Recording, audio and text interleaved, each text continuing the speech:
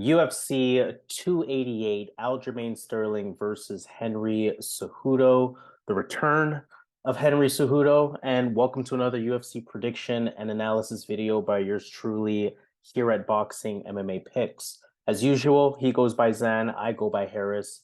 Fight by fight breakdowns from that betting perspective specifically. We want to let you know which fights are worth the value, which fights to avoid, which underdog has the best shot at winning, and some parlay action towards the end of the video as well. If you haven't already, please make sure you hit the thumbs up on this video. Please make sure you subscribe to the channel here at Boxing MMA Picks as well. And most importantly, we want to hear from you in the comments. For this UFC 288 event, we have 14 fights overall. It's taking place in front of a live audience, of course, in Newark, New Jersey. We have 9 fights on the prelims. We have 5 fights on the main card, so we got a lot of work to do.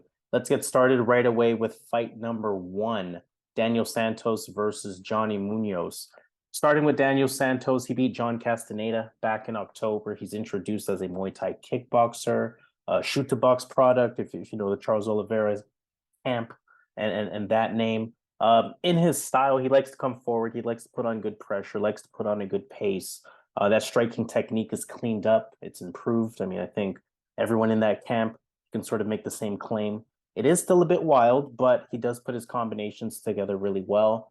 High-level grappling, unsurprisingly. Wouldn't say he's a strong wrestler. Wouldn't say his takedown game is great. Wouldn't really say his takedown defense game is great either. But really good with the scrambling. Really good at keeping himself safe, getting back up.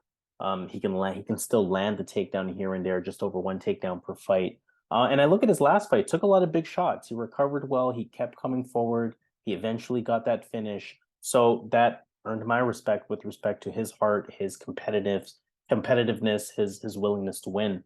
And he's going up against Johnny Munoz, who had a unanimous decision win over Ludwig Sholinian back in November. He's a BJJ black belt. He's going to use that takedown clinch approach to his game. We see his numbers there, just over 2 takedowns per fight. Pretty good entries, pretty good timing, good positional improvements. He has decent ground and pound as well. Now, in terms of his stand-up, he's pretty patient. He can switch stance. He does include that regular jab in there as well. The striking is pretty diverse in general. The movement's decent. Looks comfortable, right? He's pretty diverse, pretty solid overall. To me, I'm looking at this fight in favor of Daniel Santos. I can see why he's the favorite here. I think John Castaneda was a tougher opponent for Daniel Santos than what I'm anticipating from Johnny Munoz. I think the striking will be at Santos's pace, and I think that's going to, of course, work to his advantage. And if Munoz wants to play grappling, I think he's going to be entering into Santos's world.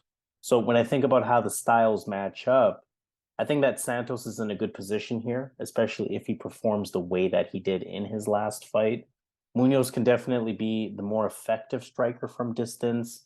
He can pick Santos apart the way that he did to Sholinian, but I don't quite anticipate that. I'm looking at Daniel Santos here as just having the better matchup in this one, the striking at his pace where he can be more effective, and again, being the more dangerous grappler. Or at least Munoz not wanting to play that game. So I'm going to go with the favorite, Daniel Santos, to get us started. Yeah, this is a great fight to start the card with. We got Johnny Munoz. He's going to be looking to utilize his wrestling advantage in this fight. He's going to be the bigger guy, but let's be honest, he's a bit one-dimensional. And if he's fighting a guy that has grappling sense, he doesn't really get his way. On the feet, Daniel Santos is the far better striker, more dangerous guy. He's going to be able to really hurt Munoz on the feet. Munoz has been hurt in the UFC, and I think Santos carries that power, fighting out of the shoot box, old school Wanderlei, Shogun style. Santos really throws, right? So I like him in this spot. He does have some jiu-jitsu as well to negate some of the grappling of Munoz, because I think Munoz has the grappling advantage. But he's too one-dimensional in this fight here. So I got to go with Daniel Santos, doing enough to keep it on the feet and really hurting him on the feet. So Santos is my pick. Fight number 2, Joseph Holmes versus Claudio Ribeiro. For Joseph Holmes, he lost to Jung Young Park back in October. He's a decent striker, decent long jab, fights from range. You would see he's going to have the height and the reach advantage in this one. 3 inches on each side.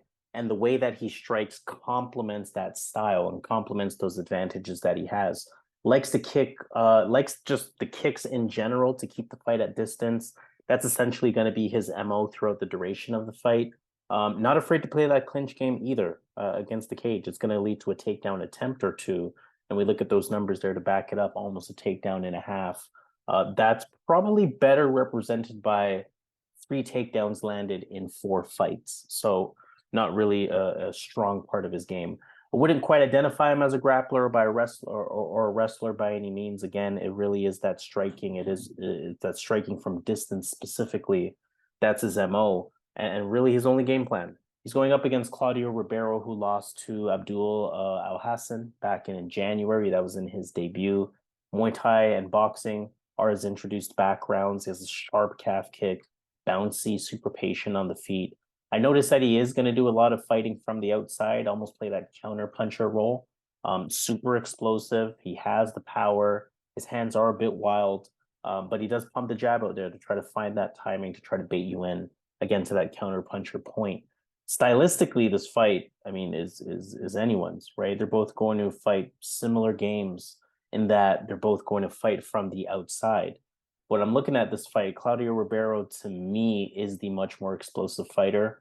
A lot more knockouts to his name. I mean, 100% KO rate. So you definitely expect him to be a threat, at least in the early part of the fight. Thing is, for both of these guys, almost all of their wins are round 1 wins.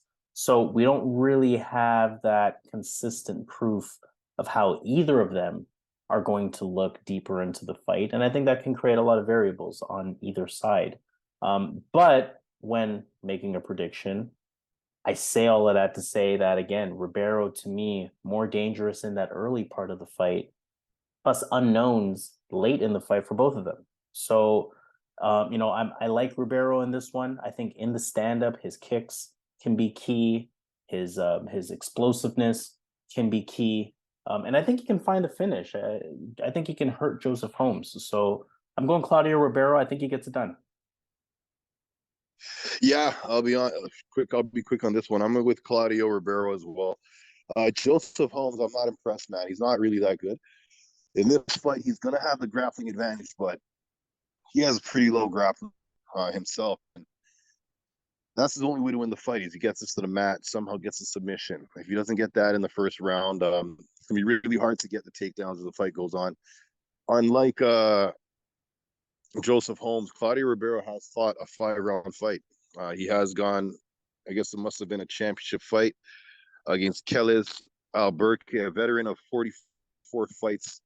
He won that fight. Keles retired in the 5th round. So he definitely has been there. He's been through more than a couple of rounds. So he should have the cardio to hold it up. And I think he keeps it on the feet. I think he really hurts Holmes. I think Holmes is an amateur, man. I'm not sold on this guy.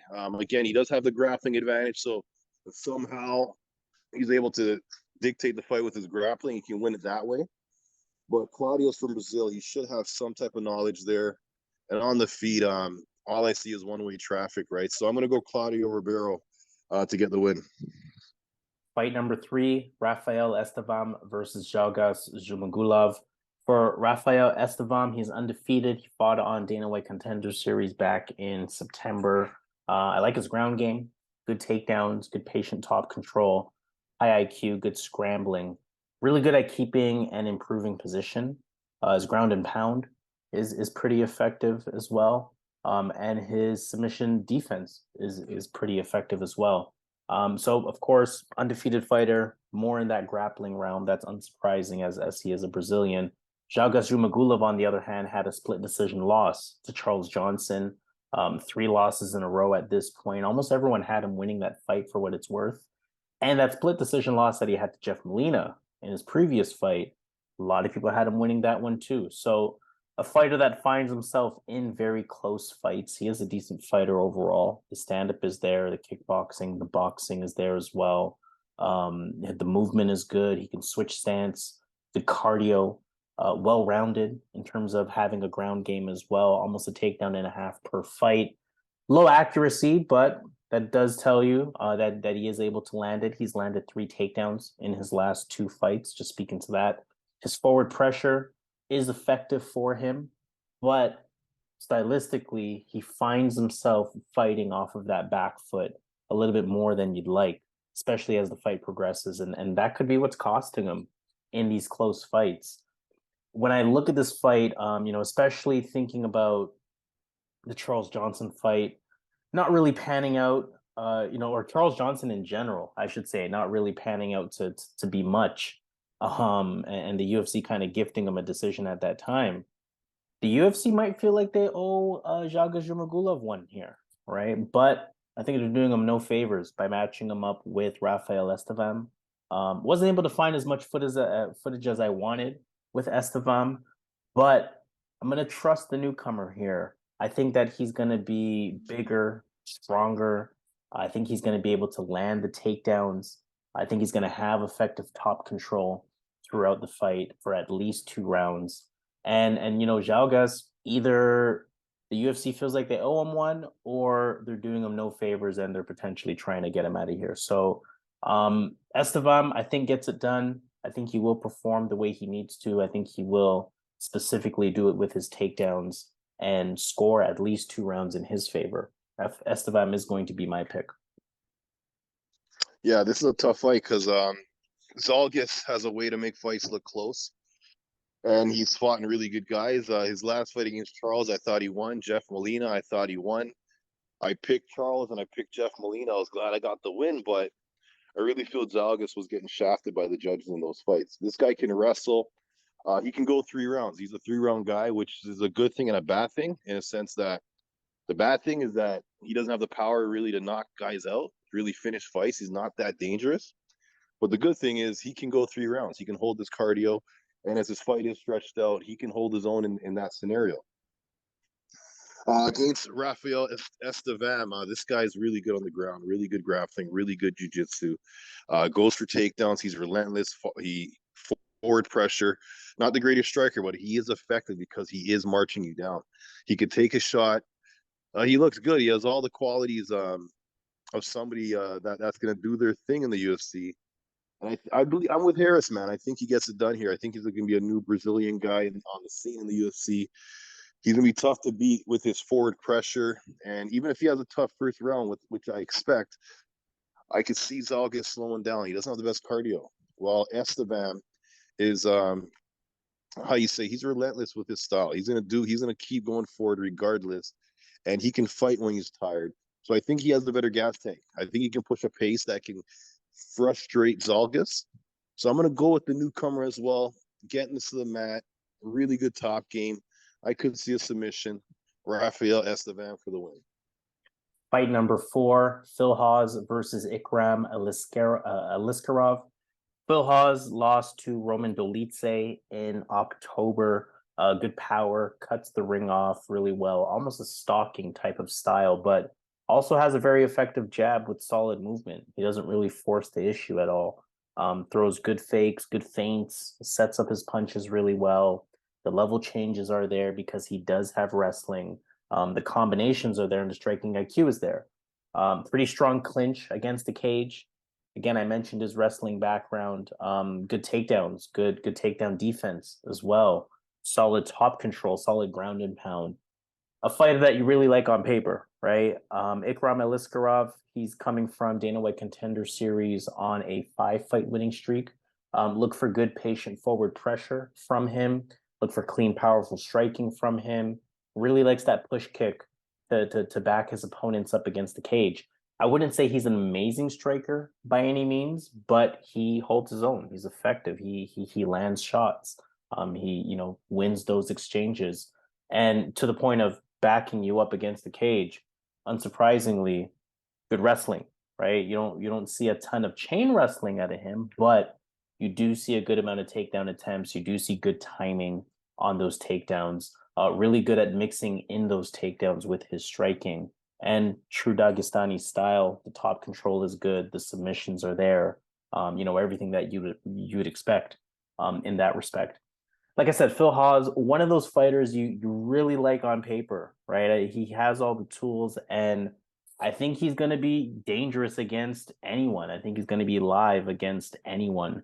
But he's shown in several fights now at this point for several different reasons that he's not really someone that you can rely on. Firstly, you point out his questionable cardio, especially his questionable chin as well. And you wonder how he's going to look. It's only been 6 or 7 months since he blew out his knee, since Roman Dolidze, yanked his knee out in their fight.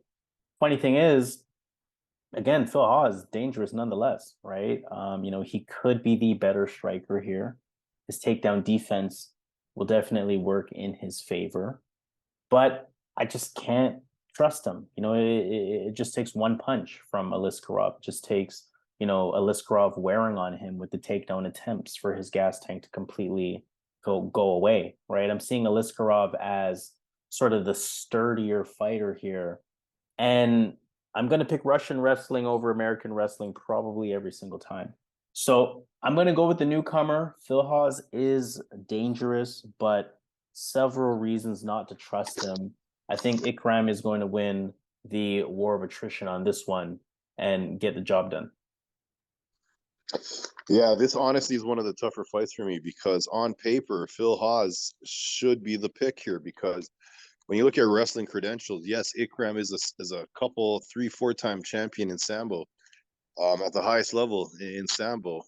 But Phil Hawes is a national champion in wrestling in NCAA.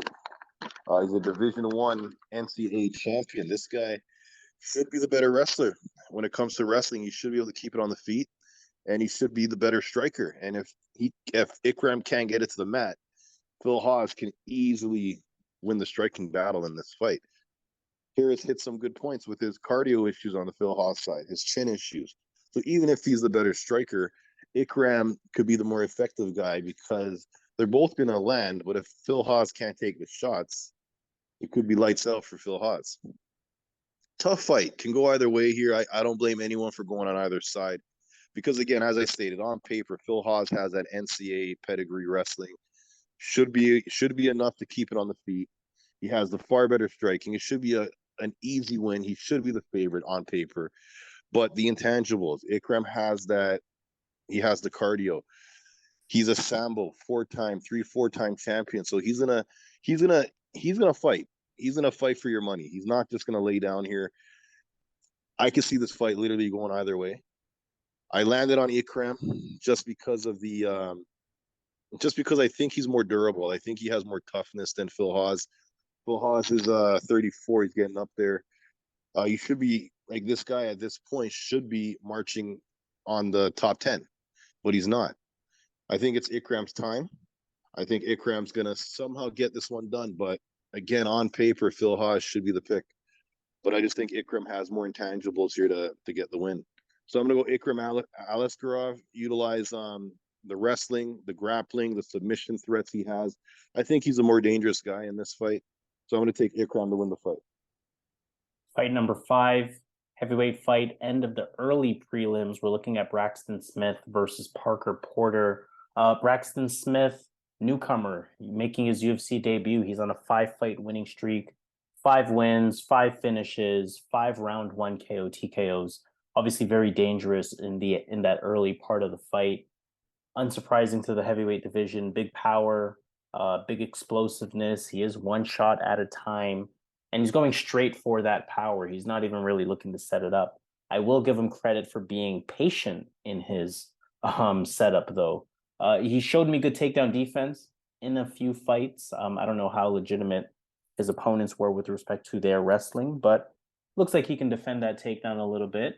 And, he's usually the fighter that's being pressured, retaliating with big power rather than the fighter that's controlling the pace. That's probably something that I don't love about his style. He's going up against Parker Porter, who lost to Justin Tafa back in February. Porter's going to want to keep it on the feet. Porter's going to want to come forward. He's going to look for those big striking opportunities early in the fight. Otherwise, he's going to be one of those fighters that are using his jab regularly, using it to set up combinations, not afraid to engage at all. He's going to look for that clinch opportunity, those dirty boxing opportunities. Don't be surprised if a takedown or two comes as a result of that. as we see with respect to the numbers here. And with that sort of takedown ability, I understand why Parker Porter is the favorite, right? He's been here, UFC experience, more to his game in terms of full MMA. Again, the dirty box, the clinch, a takedown or two here and there. But I just can't see Parker Porter really ever being a legitimate favorite at this level. Almost regardless of who he faces. I think any fight he's in at best will be 50-50 for him. So I just can't see him as a favorite. By default, I'm looking at value on the side of Braxton Smith. For Parker Porter, you look at his record, 13-8, of course, not amazing. What's more important here is that half of those 8 losses, so this is not a fighter with 1 or 2 losses or even 3 or 4, 8 losses, and half of them have been via KO TKO. Ultimately, I'm seeing the same fate for Parker Porter here. I'm seeing Braxton Smith using that round 1 aggressive game to get Parker Porter out of here. Ultimately, you're going to bet on that 1 round if you're on the side of Braxton Smith. I mean, maybe that could be a prop that you're looking at. I don't know what it pays. Beyond that, low-level fight where anything can happen, where anyone can clip either fighter at any time. But for what I know or what I expect that round 1 threat to be on the side of Braxton Smith, I don't think Parker Porter has the chin to handle it, and I think Braxton Smith gets it done. So Braxton Smith is going to be my pick here. I think underdog, newcomer, he's going to get the job done. Yeah, I'm not sure what to make of this fight. Parker Porter is a sizable favorite. Let's start with the Braxton Smith side. We know he's going to come in there with that power. This guy's a tank. Big guy, strong guy, not tall, 5'11", 260 or 257 pounds his last weigh-in. But he's a tank. And he also throws really, really heavy shots. When you look at his career, he started in 2014 against Chase Sherman, had a loss his first fight. And then all of a sudden, he came back in 2022 and had 4 fights in 2022 and 1 fight in 2023. So I'm not sure what happened in those 8 years, but it seems like it's now or never for this type of guy. He's not young. He's 33. He's going to have the power here. He should have good enough striking, the speed. He should have the speed in the striking exchanges to possibly land the kill shot. Parker Porter, better cardio, better takedowns, better grappling. He's the better MMA guy. And I'll be honest, I'm a hater of Parker Porter. I think he's a scrub, man. I'm not really. I don't think he's good at all, man. But this Braxton guy is so new. I'm not sure. And you look on his record; he's only has first round wins. So outside of the first round, I wouldn't be surprised if he loses his gas, right? So I can't feel confident on either side, because on the Parker Porter side, I really think he's trash, and on the Braxton Smith side, I'm not sure what we're going to get outside of that first round if he doesn't get the finish. But Parker Porter, sizable favorite. I have the same mindset as Harris on this one. I'm going to have to go with Braxton Smith here. He might be better than the odds makers are making here, because at the same time, when the fight was announced, or when the fight started on Monday, as of Monday, he was the favorite. I think on Sunday, he was the favorite. And then the odds switched, and now he's the underdog in this fight. So Vegas thought he was going to win. I'm going to go with Braxton Smith here catching Parker Porter. I'm really not impressed on that side, so I'm going to take a chance on the newcomer. Fight number 6, let's talk Marina Rodriguez versus Virna Jandiroba. For Marina Rodriguez, she lost to Amanda Lemos back in November. High boxing style, dynamic, high-level striker. We know that she's super methodical, picks her shots really well, good accuracy. Definitely one of the better strikers in the division. The combinations are there. Really good distance control. She knows when to put the pressure on. She knows when to fight at range. Likes to control the center of the octagon, but she can also fight effectively from the outside against more aggressive fighters. I think we saw good examples of that in her last 2 fights.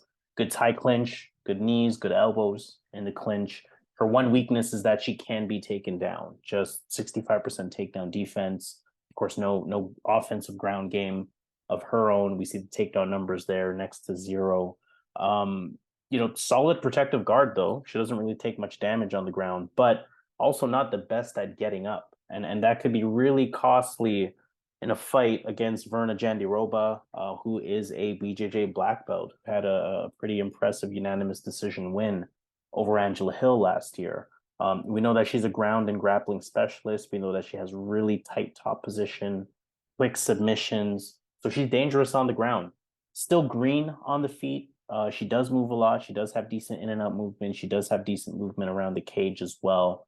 Fights from the outside. It's just that her hands, they're non-existent. They don't really go along with the movement that she has. She manages to find her way to the mat though.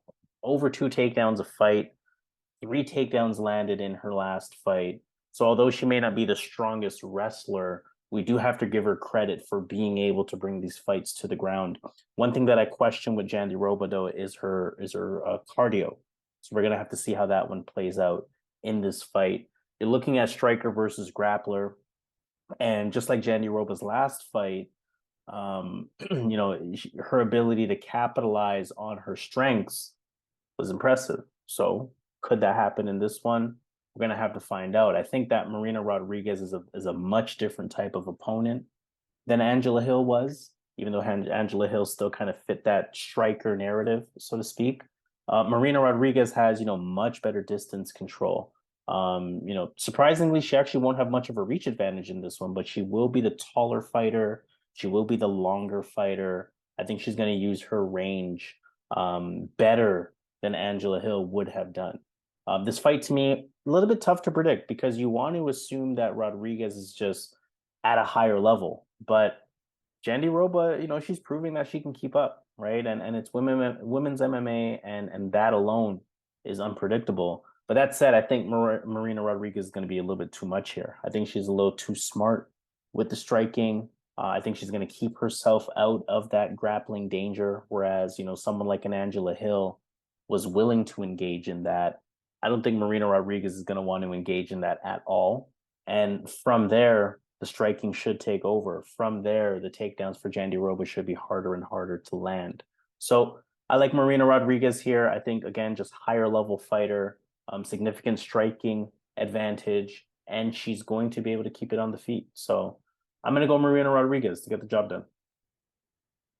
Yeah, striker grappler match here. Marina Rodriguez had a bad showing in her last fight, knocked out by Amanda Lebos. Good striker, long, tall, ferocious. She will definitely have the striking advantage. But when you look at Marina, she's been having a hard time with wrestlers in her career. Carla Esparza, wrestler. Mackenzie Dern doesn't really have takedowns, so you can't really count her. So Carla Esparza, problem there. Cynthia Cavillo, she had problems in that fight. Randa Marco, she had problems in that fight. Those are fighters that their first attack is getting the fight to the ground. That's pretty much what they're looking to do, and they have good takedowns. Again, as I said, Mackenzie Dern is a grappler, but her takedowns it's pretty amateurish, and she doesn't have the best takedowns in the UFC. When I look at Virna Jandiroba, I think that she can actually implement some takedowns in this fight. Yes, we know that Marina is a better striker, but her power, she kind of needs to accumulate punches to kind of get you out of there. She doesn't really have that one punch kill that I think would help her in this fight, because I see Virna using that grappling, getting the takedowns. I see her getting the trips, getting on top. I think if she gets on top, Marina's going to have a hard time getting back to her feet. I'm going to go with the grappler in this fight. I'm going to go with the underdog, Virna Jandiroba. All right, let's talk fight number 7. We have Khaos Williams versus Rolando Bedoya. Khaos Williams had that split decision loss to Randy Brown last year. Of course, we know his MO, scary power in the hands. He will show some jab, will show some low kicks, but both of them are really meant to set up that big power punch. Look for that forward pressure out of him. Look for him to explode, let the punches go. He is showing a bit more patience with his approach. His last fight was evident of that, managed to get a split decision, although on the losing side. Solid takedown defense, but the thing with Khaos Williams is that his cardio is not amazing. He'll definitely slow down. He'll especially let himself get backed up more as the fight progresses, though he can still be explosive throughout the fight. Bedoya, on the other hand, making his UFC debut, he's on an 11-fight winning streak, 14 months since his last fight. Light on the feet, solid calf kick, good diversity with the striking, decent footwork as well, from what I'm seeing. Really likes that check hook counter. So let's see if he does that in this one. Combinations can definitely get tricky as well. Not really going to look for takedowns, though he does have some IQ down there. A few submission victories to his name. Also important to note that most of his wins are via decision. So that tells me that, this is a fight that's more than likely going to stay on the feet. I do think Rolando Bedoya is live in this one. I think he's the more diverse striker. I think Bedoya has the better footwork. Bedoya may even have the better overall MMA skill set. So when you think about that and you see plus 250, you have to think that Bedoya is live on this one. The thing is, though, I've seen Bedoya hurt by a big puncher at a much lower level than Khaos Williams. And if that opponent was able to find his spot with much less technique and much less speed, I have to think that Khaos Williams can find that spot as well, right? I never really want to rely on the knockout artist, but I think that Khaos Williams is going to get the job done here. I think, again, he's added that layer of patience to his game where he can be dangerous throughout the fight and catch Bedoya at any time. Don't want this on any parlays, though. I think this is way too steep for a Khaos Williams fight, so I would be careful of that. But when making a pick, I'm going to go with Khaos Williams. I think he's going to get the job done. I think he's going to potentially land that knockout. Yeah, I think Khaos all day, man. I hear what you're saying, but I think what you got to look at, as technical as Bedoya is, he's not that dangerous, and Khaos can take a shot. And on the feet, the power is ridiculously in favor of Khaos Williams, and Bedoya doesn't have good striking defense. He gets hit on the lower level. You can't play that game with Khaos. And one big advantage Khaos is going to have in this fight is the striking, is the speed with the striking. I think he's going to be have the faster hands in this fight. I think that's where he's going to get caught, Bedoya. I don't think you can take a flush shot from Khaos Williams, man. It's just a matter of time when he lands. I'm really confident Khaos gets this one done, man. I think this is an easy win. I think it's a hard fight for Rolando Bedoya, a guy that goes in there trying to strike with you, trying to outpace you, trying to he wants to keep him in the striking area. And against a guy like Khaos, who's gonna have the faster hands, the power, the experience, I don't see how he loses this spot. So I really like Khaos Williams, sir. I think he gets the win. All right, let's talk fight number 8, Kennedy Nzechukwu versus Devin Clark. Nzechukwu's on a 2-fight winning streak. He beat Yon Cutelaba back in November. He can fight in either stance, tall, long, going to have an 8-inch reach advantage in this one that he'll definitely take advantage of. Long jab, long 1-2 combinations down the middle. His stand-up is definitely improving fight over fight. The movement is decent. The footwork is decent. The combinations are improved. Again, that striking is just getting sharper fight over fight. And good takedown defense at 80%, which is going to be very relevant for this fight. Devin Clark has that wrestling, grappling type of approach to his name. He has a unanimous decision win over Da-Un Jung back in February. Getting a bit better on the feet. He is a bit more patient, bit more technique. The jab is not bad. That low kick is pretty sneaky as well. But for the most part, he's going to use his stand-up only enough to try to land that takedown. Explosive takedown attempts. That is his primary game plan. He stays committed to that. I think the numbers support it as well. Almost 2.5 takedowns per fight. I'm expecting similarities in this fight to Kennedy and Nzechukwu's last fight versus Ion Cutelaba, except Devin Clark is nowhere near as dangerous as Cutelaba with respect to the striking. Kennedy Nzechukwu gave up a takedown or gave up takedowns in that fight, so I can see Clark landing takedowns in this one, but at some point he was able to fight them off. I think he's the much better striker. I think he's going to be able to fight off Devin Clark's attempts. I think he's going to use his range really well. And ultimately, I can see the same result for Kennedy Nzechukwu here, which is potentially a knockout win. Or if Devin Clark is tougher than that, then he gets a decision. So I'm going Kennedy Nzechukwu. I think he gets the job done. Yeah, Devin Clark should have been better, man. He should have been a better fighter. Good fight in his last fight. He surprised me over beating Da On Jung. Kind of exposed Da On Jung for having pretty low, like he didn't really have that good striking. Zero takedown defense, and Devin Clark was able to win that fight. Look good in that fight. Make you think he could win this fight. Now I don't see that happening because in this fight I could see him getting the first round. I could see him getting some takedowns in that first round. But Kennedy, this guy is a fighter. He's getting better every fight.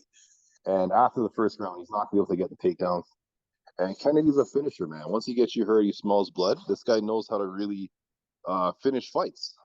Like if you get hurt, this guy is looking to get you out of there right away. And I like that about him. And I think Devin Clark can get hurt here. I don't think he has the best chin. So I can see Kennedy, man, surviving that first round because even the first round when Kennedy gets taken down by Devin Clark doesn't have that great top game, that submission game that's going to finish Kennedy. So I can either see Kennedy getting back up to his feet, if not surviving. But as the fight goes on, takedowns are going to be really hard. And on the feet, Kennedy is going to really look to hurt Devin Clark. And I don't think Devin Clark can hold up. So I think Kennedy gets it done, man. I think he's going to finish in the second or third round here. Fight number 9. Let's wrap up the prelims with Drew Dober versus Matt Frevola. Drew Dober beat Bobby Green December 3rd. That was a good win. 3-fight winning streak now. He's decent on the feet, pretty good on the feet. Southpaw, good constant pressure, good combinations. We know the power is there with Drew Dober, not afraid to engage. He's as tough as it gets. I mean, his last 6 wins are via KO, TKO, and he's going to keep it on the feet. So really, one-track minded from that perspective. Just 0.71 takedowns per fight at 17% accuracy. Just 55% takedown defense as well. So watch out for that. I think that's very relevant for this fight. Otherwise, solid competition for anyone. Can't be taken lightly, I should say, for anyone. But he's going to be the favorite in this one, going up against Matt Frevola. Frevola is on a 2-fight winning streak after beating Ottoman Azatar back in November. Basic MMA stand-up, some boxing, some kicks, throws at a good pace. He stays pretty busy, throws in combinations, has a really big right hand that he can be dangerous with. He has good pressure as well, definitely willing to engage with his opponents. His movement is improved, his striking is improved overall. His MO, however, is going to be his wrestling. The wrestling is good. The takedowns are good. Good top position as well. And this is an interesting fight. I think this is a fight that maybe is harder to predict than the odds would indicate. We know that Drew Dober is going to make all of his fights a war of attrition. And he's been coming out on the winning side of that war of attrition. On the side of Frevola, you have to like his takedowns against Dober's 55%. You have to like Frevola's striking improvements as well. I think Frevola is confident enough to feel like he can keep up with the striking. So I do think Frevola is a live dog. I think there's some value in potentially looking at him here. But Drew Dober is going to ultimately be my pick for this one. I think that a lot of this fight will be standing, will be striking. Frevola hasn't landed a takedown in 4 fights now. So he may be falling in love with that striking a little bit. And that might cost him. We know that Dober's striking is better. Dober's chin is more reliable. And again, Dober has been winning these wars that he puts himself in. So I think he's going to get the best of Matt Frevola here. I think he potentially hurts Matt Frevola. And I think we're looking at another KO TKO win for Drew Dober. Yeah, this is a really, really good fight, man. This might be fight of the night. This has that potential. On paper, I think Drew Dober is the one you gotta look at in this fight. This guy's cardio for days. Really good chin. He's gonna be hard to put away.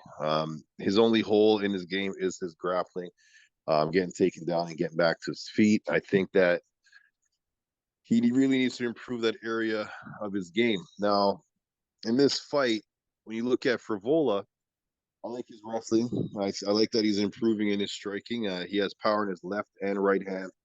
I've seen him finish guys with his left and right hand or drop guys with both hands. I think Drew Dober is the better striker, but Matt is ready for a brawl. Drew loves a brawl. I have a feeling Drew's going to make this a brawl. I think Max should be able to get some wrestling going. Get some wrestling going when Drew's really throwing those hands.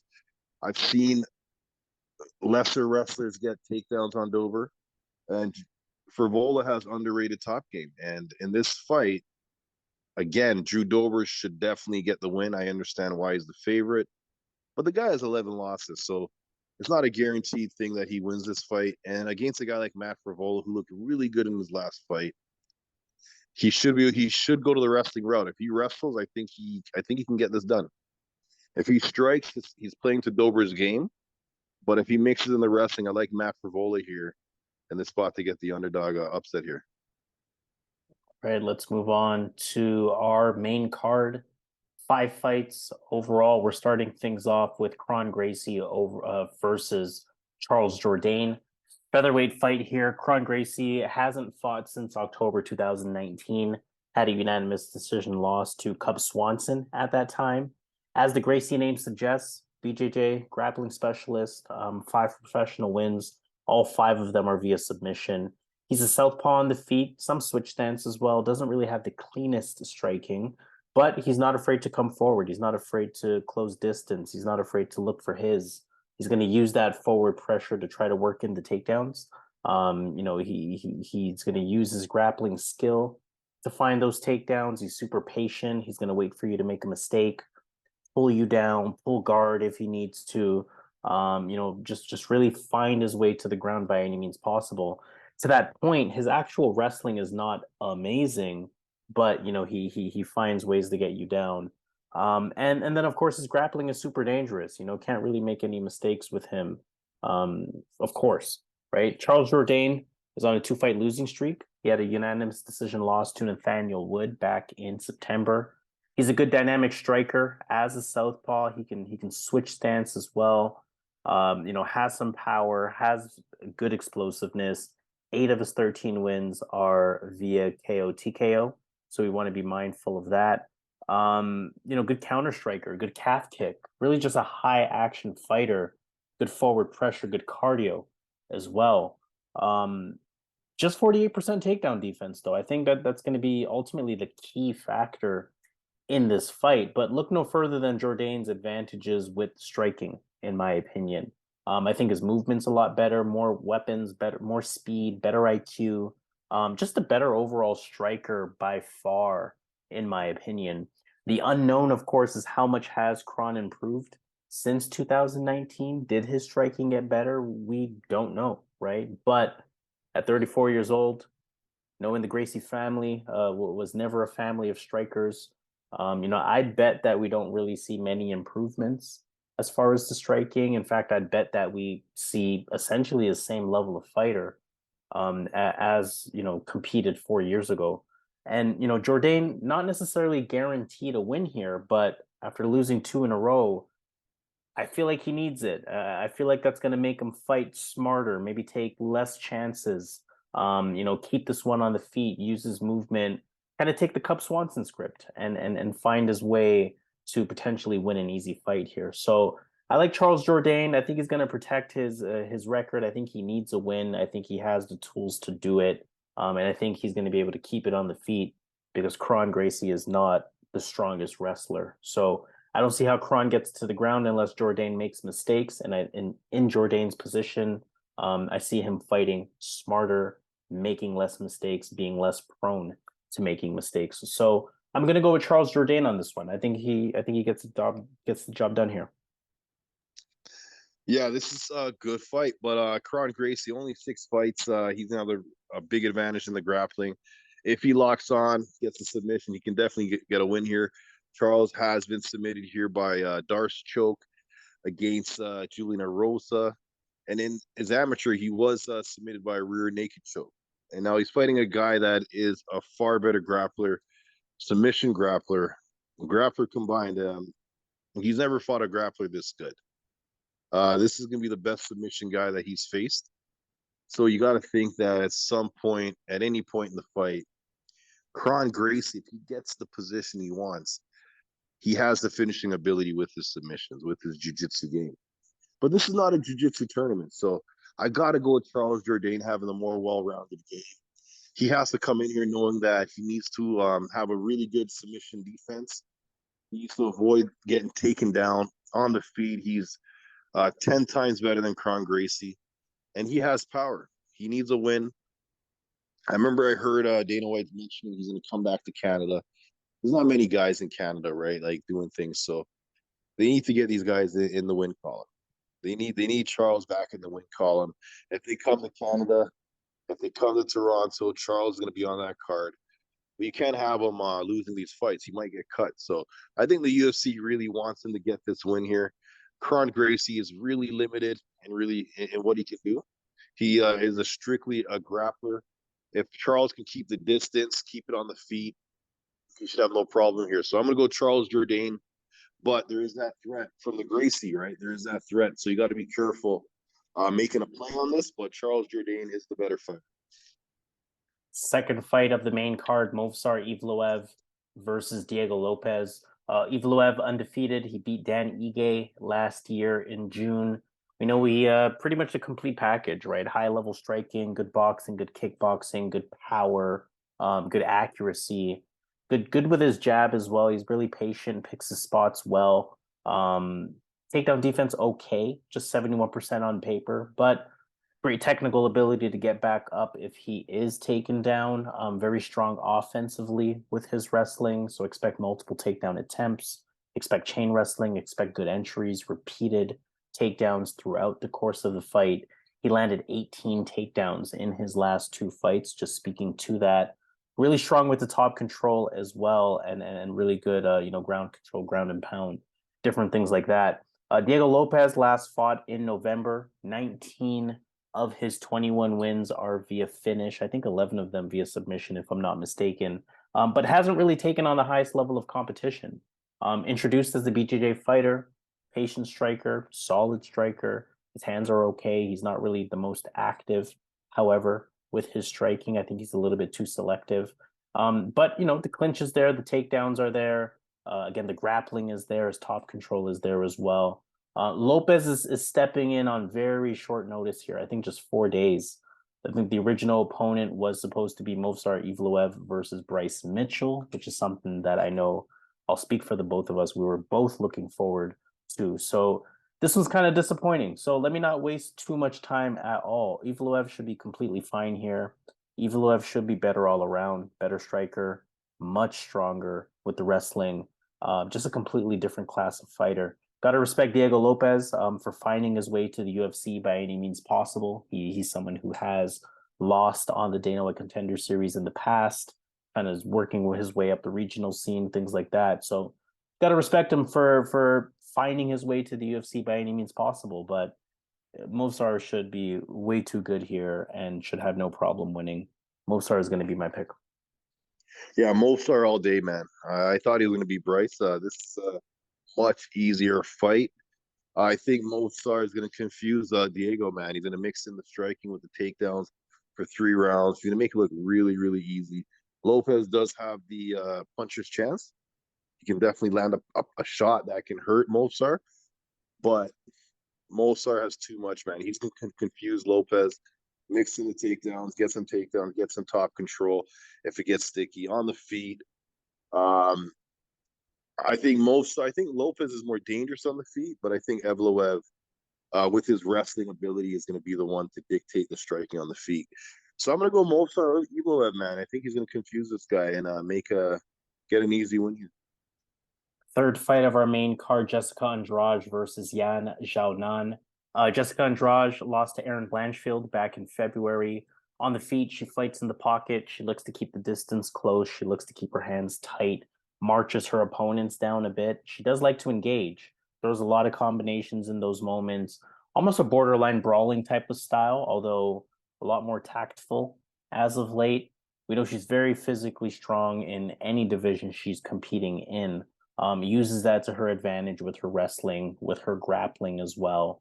2.5 or just over 2.5 takedowns per fight, 55% on the accuracy side of things. And she's a BJJ black belt. Not only offensively very effective, I should say, but also defensively. She has a pretty decent guard, has the ability to scramble, work her way back up if she is taken down. I don't really anticipate her being taken down in this fight, though. Zhao Nan, I should say, a bit more of a striker. She had a majority decision win over Mackenzie Dern back in October. Good striker, good boxing specifically. She throws with a lot of power. She throws with that intention to hurt. She comes with constant aggression and pace in her striking. Her quickness and her footwork both look improved. Her patience looks improved as well. Good jab, good combinations. Likes that side kick kind of karate style to maintain distance. Almost a takedown per fight, but again, realistically, just not an active part of her game. This one's a little tough. I mean, Jan fought a methodical fight her last time up. She used distance control very effectively. She used her movement very effectively. And for this fight, she's going to be the taller, longer girl like she was against Mackenzie Dern. And I can see her potentially being effective in implementing a similar style, right? So if you're on the betting side of Yan, you have to like that, she can give Andrade problems with that style. I do think it's very possible. On the Andrade side, I think she's going to be more prepared for this fight. I think she went into the Blanchfield fight, or sorry, factually, she went into the Blanchfield fight with only a month to spare from her previous fight when she beat Lauren Murphy. And I'll be honest, I think she underestimated Erin Blanchfield a little bit in that fight. So I think she's going to make it a point to be extra prepared for this fight. And from there, I can see her pressure in the striking being effective. I can see her physical strength with the takedowns being effective. Ultimately, I can see Andrade, outworking Zhao Nanyan and having more tools to resort to. Whereas Zhao Nanyan is gonna, want that distance with the striking. I feel like Andrade is gonna be able to close it effectively, use her physicality, use her overall MMA game.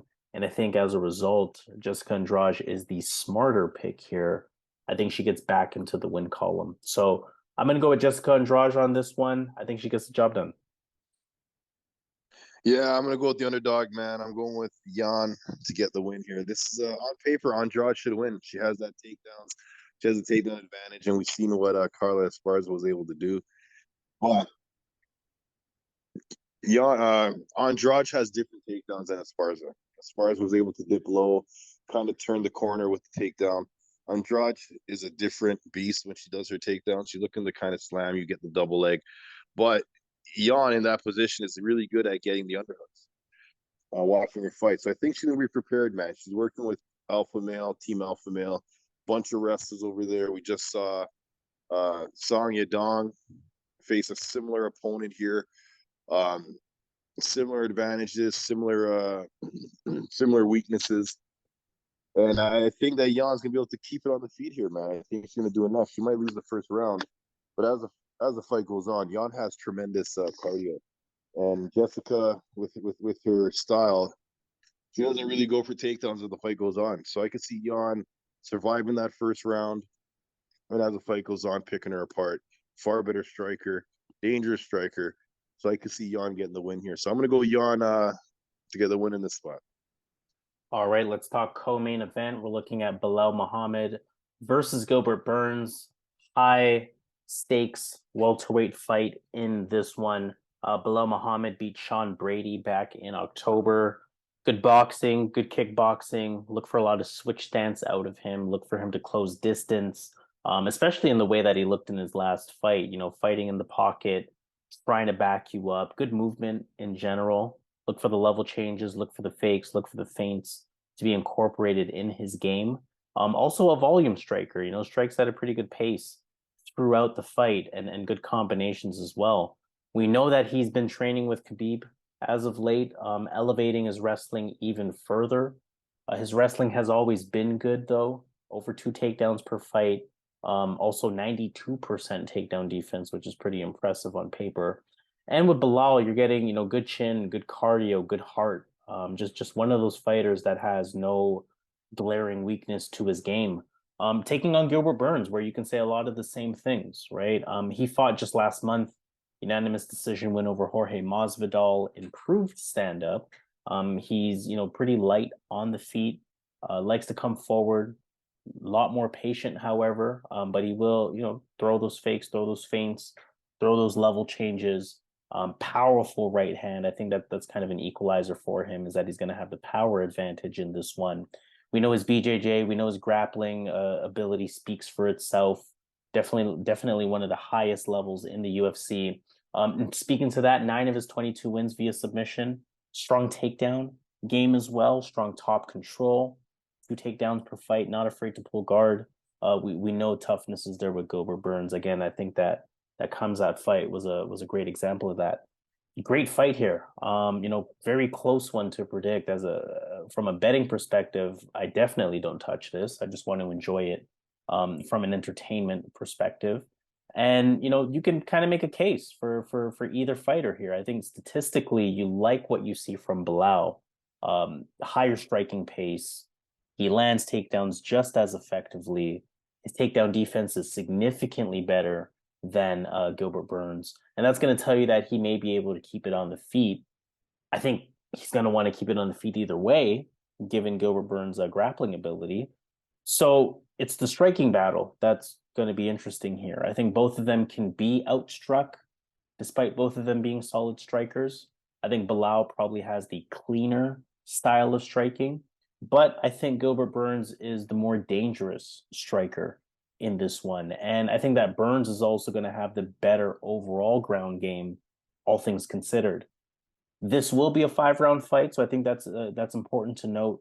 And when it comes to making a pick, I like Gilbert Burns in a close one here. I think Gilbert Burns has that second gear. I think he has that danger on the feet. I think, again, he has the submissions, the grappling that Bilal maybe is missing.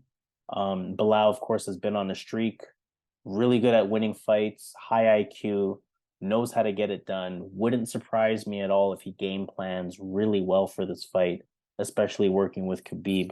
But I'm going to go Gilbert Burns. I think, again, just key advantages with the striking being slightly more dangerous. And I don't think Bilal wants to play the ground game with him. So Gilbert Burns is going to be my pick. I think he pulls it out. Yeah, this is going to be a real tough fight, man. Making it 5 rounds, man. It kind of leans towards Bilal Muhammad. Bilal's a big guy for the division. Strong guy. After that Luque fight, or at the Luque fight, he looked really big. And since then, he's been really big in all his fights, man. He's really in shape. Strong guy. In this fight, he's going to be the bigger guy, the strength advantage. He has good striking. He's pretty much good everywhere. Jack of all trades, good wrestling, good grappling. Tough fight, man. When you look at Burns, I think Burns is the sharper striker. I think Burns has the counters. I think Burns has the power. He's the more dangerous guy. And on the mat, Burns is. I don't think Bilal's going to take him down. I don't think Bilal's going to go that route, because on the mat, as good as Bilal is with his top game, Burns is able to get sweeps, get leg locks. He's really dangerous off his back. He has a real high level jiu-jitsu, and I'm not sure Bilal can really compete with that grappling. As Chimaev, when Chimaev fought Gilbert Burns, he avoided the grappling like a plague, right? So there's a reason for that. He felt something from Burns, and then he did not want to go back there. I don't think Muhammad is a better grappler than Khamzat Chimaev. On the feet, as I mentioned, man, Bilal is decent. He's good. His advantage in the striking, I think, is that he will throw 2, 3, 4 punch combos versus Gilbert's going to throw 1 or 2. So that extra third, fourth punch could be the difference in this fight.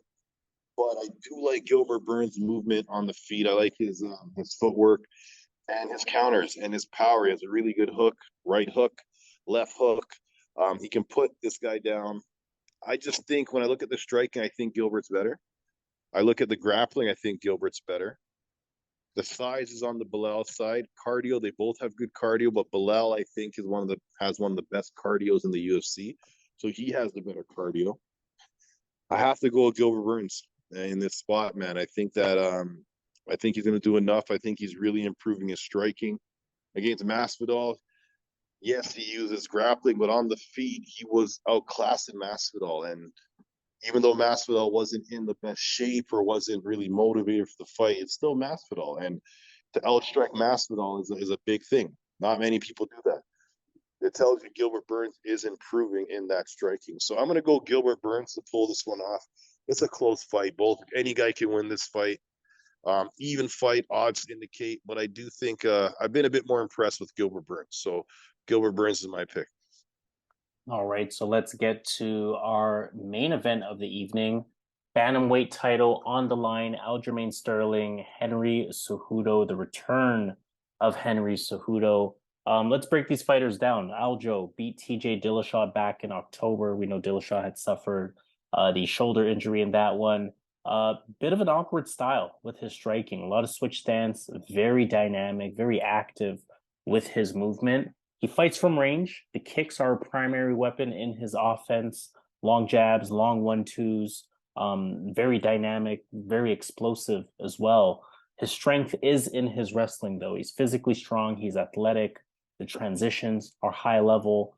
Really good at getting that backpack position on you, especially good when he has control of your back. Despite all that wrestling that he has, despite how, as good as he looked lately, you can't help but look at the numbers themselves, right? Just 1.98 takedowns per fight. You would think that number would be higher. Just 24% accuracy. You would think that number would be higher as well. Also, just 41% takedown defense. And these are all very relevant stats going up against Henry Cejudo, who, although it's been 3 years since his last fight, this is a fighter who, has gotten right back to the title shot for a reason. He beat Dom Cruz the last time he fought. He's a complete fighter. He has all the tools. The striking is high level. He's patient. The movement's good. The timing is good. The footwork is there. Really nasty calf kick, really high IQ, especially. We know that he breaks down fights from a coaching perspective. And that's going to help him here. He picks his shots really well, effective pressure, good pace. And we know his wrestling acumen, just over 2 takedowns per fight. Also amazing takedown defense at just 93% rather than just 93%. Great fight here. Like I said, title fight, bantamweight title on the line. Aljo has been dominating the division for a little while now. But the more I think about this fight, the more I like Cejudo, despite the layoff. I think firstly, again, he's been in that coaching space. He's been very close to the game. He breaks down fights. He analyzes fights. I don't really expect much ring rust from him. We know his striking is better, in my opinion. I think it's more complete. It's more effective. But also his IQ is higher. He's better at working a game plan, again, from that coaching perspective. He's better at making adjustments, in my opinion. Cejudo's wrestling also should be considered better, all things considered, in addition to the amazing takedown defense that he has. So, ultimately, I think that Cejudo's going to be able to figure him out. I don't think Sterling is going to have the answers. I don't think Sterling is going to be able to leverage wrestling in this one. I don't think Sterling is going to be so good on the feet that Cejudo can't figure him out.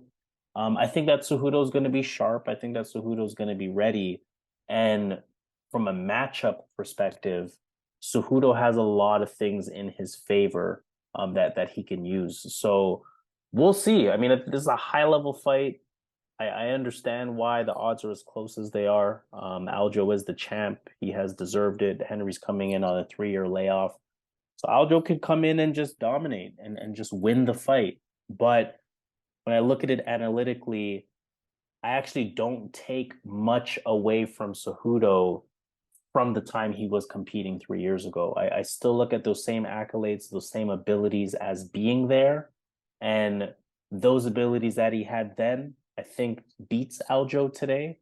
And I'm giving him that same benefit of the doubt. So Henry Cejudo, I think he's going to get it done. I think he's going to return as the bantamweight champ. And it's going to be really interesting for the division to see what happens after that. Yeah, this is a great fight, man. Henry Cejudo coming back, getting a chance at the title. No tune-up. No tune-up needed. Sterling, though, in his absence, has been looking really good, really active. One of the best at the back control, getting the back. Control in the back, pretty much once he locks it, the round's over. He wins that round. Whether it's 10-9, 10-8, it's going to be up for discussion. But he has a really, really good grappling base. Good wrestling. But I don't think the wrestling's going to really be a factor in this fight. Cejudo is going to be really tough to get taken. He's going to be really hard to take down. Striking wise, Cejudo, I think, is the better striker. He has the more fundamental, traditional style, the classical style, the leg kicks, really good leg kicks, the 1-2, and he does have power in his right. And he can hurt these guys. He can knock them out. He has done that at this weight class. We know his wrestling pedigree as well. His level of competition is good. Both of them have fought really good guys. To break this fight down, you got to really look at what they need to do to win. And with Sterling, he's going to need to get some grappling going and hopefully get the back, get a submission. If he doesn't, if he's not able to get that going, Cejudo should be able to get some leg kicks going, should be able to be the better striker. Sterling has a Neil Magny style with more kicks. It works, right? He lands a lot of shots, kind of pitter patters, and it's an effective strategy, but he's going to be fighting a guy that's going to be throwing shots back, heavy shots. And it's a fight that can go either way because we don't know what Henry Cejudo has been doing the last couple of years. We know he has been training fighters such as John Jones. So we know that he's been in the gym. He could have been taking steroids, as Sterling has been indicating since he's been out of the USADA pool, testing pool. So if that's the case, he might be, he might come in really good. He's 36 though. So it's now or never for Henry. I think Henry knows he can beat Sterling. I think Henry knows that. So I'm going to go with Henry Cejudo. I wouldn't be surprised Sterling wins, though, because Sterling has been super active. He has a legit win against Peter Yan. And but Henry Cejudo, man, I think he's a different beast. I think he's one of the greats. I think he will be one of the greats when he's done. And I think this is one of the fights he needs to win in. So I'm going to go Henry Cejudo, keeping it on the feet, outstriking him, hurting him. Sterling, let's not forget, he's been finished. I know he's been looking good last couple of fights, but if Henry lands a couple of shots, he could finish him in this fight. And the leg kicks are going to be huge for Henry as well. So I'm going to go Henry Cejudo, more dynamic striker, should get the win. All right, let's take it to Vegas. At that point, let's take a look at these fights. Let's take a look at an underdog option. Let's take a look at some potential parlay options as well. Of course, I'll start off by reading these fights out. Let's just let it load up here. So in terms of underdogs, Johnny Munoz Jr. is an underdog versus Daniel Santos. Joseph Holmes is an underdog. Zhalgas Zhumagulov, Philip Hawes, Braxton Smith, Virna Jandiroba, Rolando Bedoya, Devin Clark, Matt Frevola, Kron Gracie, Jourdain, Bilal Muhammad, minor underdog there, and Aljamain Sterling is a slight underdog as well. Okay. So we're talking underdogs. Okay, so let me go here, man. I'm gonna go with I actually picked a couple of underdogs on this card. One sec. Okay, I'm gonna go. You know what? I'm gonna go with Matt Frevola. Now, I actually got last 2 weeks underdog pick right, so I hope you guys noticed that. So 2 weeks in a row. Hopefully, this can be the number 3. All right, Matt Frevola. My underdog pick will be Braxton Smith. Again, I think Parker Porter should just never be a favorite. And in terms of favorites or parlay picks, what are you taking a look at? Okay, I'm going with Daniel Santos. I'm going with Khaos Williams. And I am going with Claudio Ribeiro. Claudio Ribeiro. All right. So those 3 fights will be a 3.05. That means $100 will return $305. For our bigger bettors, $250 will return $764. And in terms of my parlay, I am taking a look Also at Claudio Ribeiro, I'm taking a look at Kennedy and Nzechukwu. And this one I actually feel is probably the most dangerous of the three, but he needs to win. I'm going with Charles Jourdain as my third option. That would be a 3.52. What that means is that $100 will get you a total return of 352. And for our bigger bettors, $250 will get you a total return of 881. So let's sign off on that note. This has been UFC 288, Aljamain Sterling versus Henry Cejudo. Full card prediction video presented by yours truly here at Boxing MMA Picks. Of course, please make sure you hit the thumbs up on this video, like the video, share the video with anyone that you know that needs additional insights into these UFC fights for this UFC 288 event. Make sure you subscribe as well at Boxing MMA Picks. We would greatly appreciate that. And most importantly, we want to hear from you in the comments. How do you feel about our picks? What are some of your picks that you want to expand on? Let's have all of that great conversation in the chat. We're more than happy to have those different discussions with you. But officially signing off, UFC 288, Aljamain Sterling versus Henry Cejudo. He goes by Zan, I go by Harris, and in our usual fashion, let's get this money. Let's get it. Okay, let's get this up.